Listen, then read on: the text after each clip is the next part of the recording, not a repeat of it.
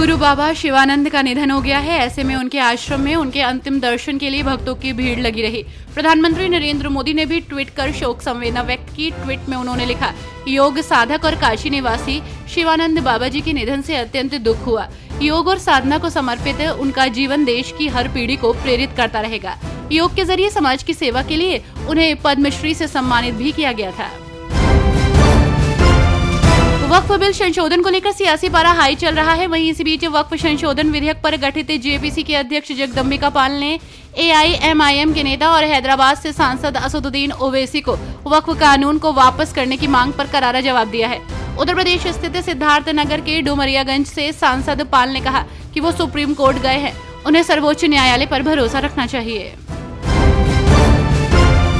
राजधानी दिल्ली में अवैध बांग्लादेशियों के खिलाफ एक्शन जारी है, तो वहीं ताजा मामले में आजादपुर मंडी से 4 बांग्लादेशी नागरिकों को गिरफ्तार किया गया है। उधर मंडावली थाना पुलिस ने 6 बांग्लादेशी महिलाओं को हिरासत में लिया है।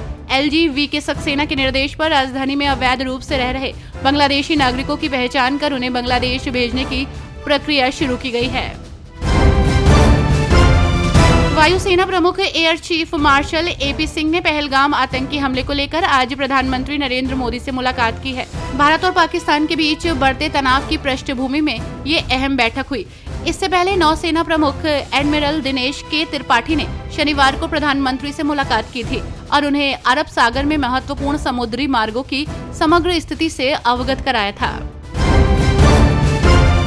भाजपा प्रवक्ता शहजाद पूनावाला ने कांग्रेस और राहुल गांधी पर सशस्त्र बलों का अपमान करने, सर्जिकल स्ट्राइक पर सवाल उठाने और भगवान राम का अपमान करने का आरोप लगाया। उन्होंने यूपीए के समय में राम सेतु पर हलफनामा और विदेश में भगवान राम को काल्पनिक बताने वाली राहुल गांधी की टिप्पणियों जैसे पिछले कार्यों को हवाला देते हुए तुष्टीकरण की राजनीति का आरोप लगाया।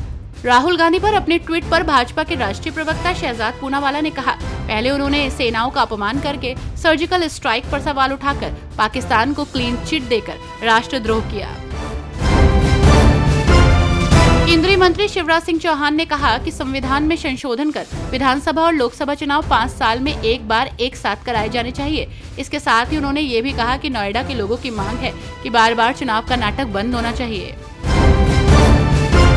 भाजपा के राष्ट्रीय प्रवक्ता और पूर्व केंद्रीय मंत्री सैयद शाहनवाज हुसैन ने पहलगाम आतंकी हमले के बाद भारत द्वारा सभी पाकिस्तानी सामानों पर प्रतिबंध लगाने का पुरजोर समर्थन किया है।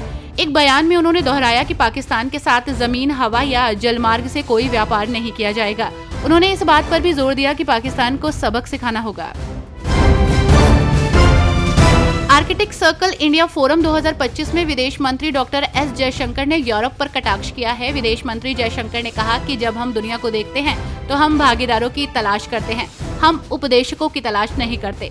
खासतौर पर ऐसे उपदेशक जो विदेश में जो उपदेश देते हैं उसे अपने देश में नहीं अपनाते।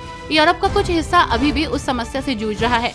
यूरोप वास्तविकता की जांच के लिए एक निश्चित क्षेत्र में प्रवेश कर चुका है। वे आगे बढ़ने में सक्षम है या नहीं, ये कुछ ऐसा है जिसे हमें देखना होगा। पहलगाम में हुए आतंकी हमले के बाद से भारत सरकार पाकिस्तानियों को बैन कर रही है। इसी बीच भारत सरकार ने पाकिस्तान के खिलाफ एक और बड़ा फैसला लिया है। PPP पार्टी के अध्यक्ष बिलावल भुट्टो और पूर्व प्रधानमंत्री इमरान खान का एक्स अकाउंट भारत में बंद कर दिया गया है। भारत के इस कदम से पाकिस्तान को गहरा झटका लग सकता है। आपको बता दें कि इससे पहले पाकिस्तानी रक्षा मंत्री ख्वाजा आसिफ समेत पाकिस्तानी सरकार का आधिकारिक एक्स अकाउंट भी बंद किया जा चुका है। भारत द्वारा पाकिस्तान से सभी आयातों पर प्रतिबंध लगाने के बाद भाजपा नेता प्रवीण खंडेलवाल ने प्रधानमंत्री मोदी के इस फैसले को ऐतिहासिक कदम बताया। उन्होंने ये भी कहा कि ये कदम निश्चित रूप से पाकिस्तान की अर्थव्यवस्था की कमर तोड़ देगा। साथ ही उन्होंने कहा कि हम ऐसे देश के साथ व्यापारिक संबंध क्यों बनाए रखें जो लगातार आतंकवादी हमले कर रहा है और पूरी दुनिया में भारत के खिलाफ जहर उगल रहा है। सरकार ने स्पष्ट कर दिया है कि भारत से पाकिस्तान को प्रत्यक्ष या अप्रत्यक्ष रूप से कोई भी आयात नहीं किया जाएगा।